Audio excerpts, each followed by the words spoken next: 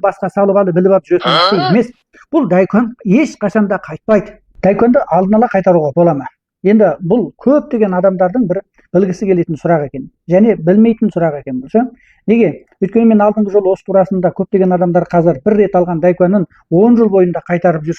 10 жыл бойында құры өсім төледі. Мысалы 50 мың юан алған болса, осы 50 мың юанды бір-ақ рет алып, ол 50 мың юанның өсімін 10 жыл төлеп жүр. Қазір төлеген өсімі алған қарызынан асып кетті деген бір кескін шығардым. Осыдан кейін менің дойыным болсын, бағанағы вейшінім болсын, удашу аласапыран болды да кетті. Неге? Өте үлкен көрілім жасады, көптеген адамдар көрді.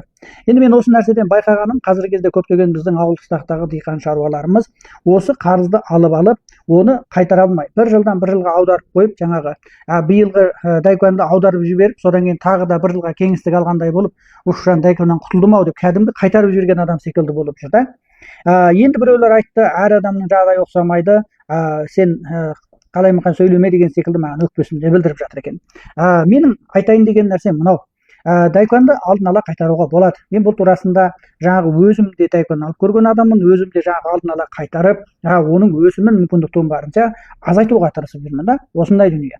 Сондықтан дайконды алдын ала қайтаруға болады. Егер де сізде бүгін 50 мың юан дайконыңыз бар болса, онда сіз биылғы жылы 50 мың сомды бірақ қайтаруға шамаңыз келмей тұр ғой. Онда оқасы жоқ. Бірақ сіздің бір 5-10 мың юан ақша табуға шамаңыз келетін шығар. Ал ондай болса, сіз осы 5-10 мың юаныңызды апарыңыздағы бағанағы дайконыңызды қайтарыңыз. Содан сіздің 40 мың юаныңыз қалады. Онда келер жылы тағы да 10 мың сом қайтарыңыз. Сөйтіп жүріп бұны тауысу керек.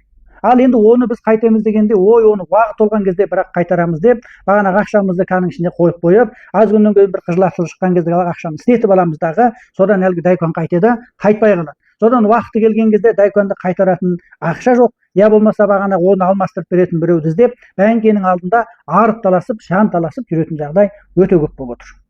Сол үшін менің алдыңғы кескіндегі шығарудағы мақсатым не деген кезде, бізде осындай бір танымды орнату.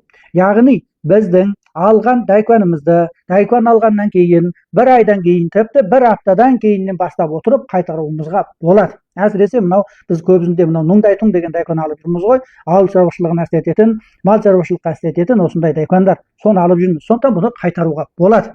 Сол үшін де сіздер бағанағы ақшаларыңыз шыққан кезде, оны бәңкенің жаңағы кассына құйып қойып, содан кейін жылдың соңында уақыт толған кезде алады деген тоспаңыздар.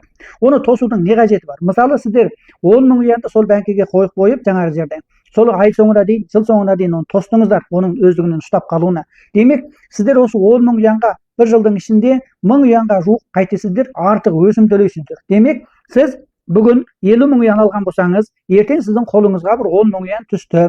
Онда сіз осы ақшаны ертең қайтарып жіберсеңіз, сіз осы өсімнен 1000 юан үнемдеп қаласыз. Ал егер де оны жыл соңында қайтарсаңыз, сіздің 10 мың юаныңыз қайтқан кезде 9 мың юан болып қайтады. Түсінікті ма?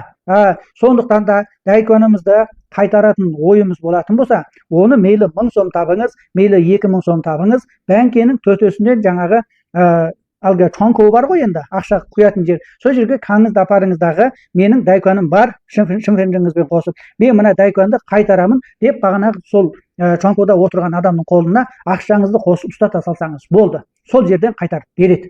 Түсіндіңіздер ма? Сондықтан осы жолы мен осы кескінді шығарғаннан кейін көптеген кісілер менің ақшам бар еді, қайтарайын десем, жыл соңы толмады, дайконның уақыты болмады, қайтаруды қайтарайын десем, бола ма, болмайын ба, білмей жүрмін деп сұрапсыздар. Мен айттым ол кісілерге, төте чонкуға барыңыздағы дайконыңызды қайтара салыңыздар дедім. Міне, сіздерде солай істесеңіздер болды. Міне, сонда ғана біз бағанағы бір рет дайкон алып, 10 жыл бойында өсім төлейтін халден құтылатын боламыз. Бұл дайкон деген дүниені басқа салып алып біліп алып жүретін нәрсе емес. Ол жаман да нәрсе емес, дайкон деген дүние. Дайкон деген нәрсе не дегенде, біреу сізге артық ақша беріп тұр, сіз оны орынды пайдалануыңыз керек.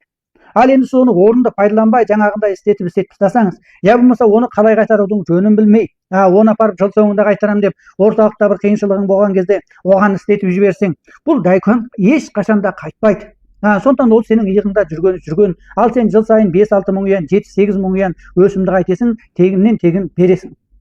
Сол үшін достар, менің осы кескінімді көргеннен кейін айналаңызда достарыңызға тарқатып қойыңыздар. Міне мен өзім дайкон алып, қайтарып, соның тәжірибесінен өтіп көргенмін. Ешқандай жалғандығы жоқ. Сондықтан менің тілегім не деген кезде, осындай жаңағы малшы диқан достарымыздың, халқымыздың жаңағындай дайконды алдын ала қайтаруға болатындығын білмей, соның өзінен қолындағы ақшасын уақытында қайтара алмай, қиыншылық көріп жүргеннен кейін осы кескінді шығарып отырмын. Кескіннен ұзағырақ болып кетті. Ренжімей достарыңызға тарқатып, көптеп ұғындырып қойыңыздар. Яғни басымыздағы осындай бір ұзақ уақыт бойында бізді қинап келе жатқан мәселеден ертерек құтылып, өзіміздің жаңағы экономикалық еркіндікке шығуымызда, яғни қарыз құздан құтылып, жақсы бір өмірді қол жеткізуімізге қайтейік, тырысайық. 记得关注再走哦。